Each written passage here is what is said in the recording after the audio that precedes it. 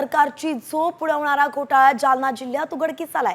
जालन्यात तलाठी आणि ग्रामसेवकांनी शेतकऱ्यांचे अतिवृष्टी आणि गारपिटीचे तब्बल 50 कोटींचं अनुदान लाटल्याचा आरोप होतोय।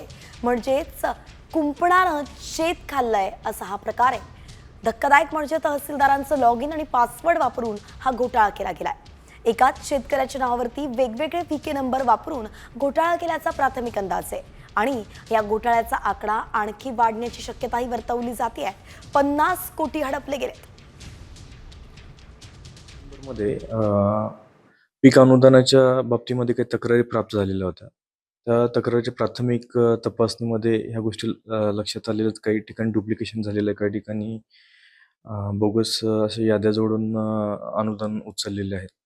ही जेव्हा तक्रार प्राप्त झाली त्या अनुषंगाने जानेवारी महिन्यामध्ये जिल्हाधिकारी महोदयांनी एक त्रिस्तरीय समिती गठीत केलेली आहे, ज्याच्यामध्ये सहाय्यक जिल्हाधिकारी पुलकित सिंग, त्याचबरोबर EGS deputy collector Manish Dandge आणि नायब तहसीलदार लोणावत मॅडम, ही त्रिस्तरीय अशी समिती आहे ती या घटनेची चौकशी करत आहे।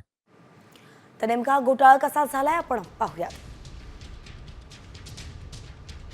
शेतकऱ्यांचं अतिवृष्टी आणि गारपिटीचं 50 कोटींचं अनुदान तलाठी आणि ग्रामसेवकांनी लाटलं आहे।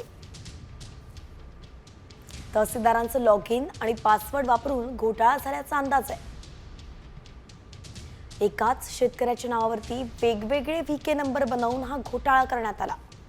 जिल्हाधिकाऱ्यांनी नेमलेल्या त्रिसत्रीय समितीकडून आता या घोटाळ्याची चौकशी सुरू झालेली आहे। तब्बल 50 कोटींचं अनुदान लाटल्याचा अंदाज आहे। अंबड घनसावंगीतील 80 गावांची तपासणी पूर्ण झाली आहे, तर जिल्ह्यातील इतरही गावांची तपासणी आता केली जात आहे।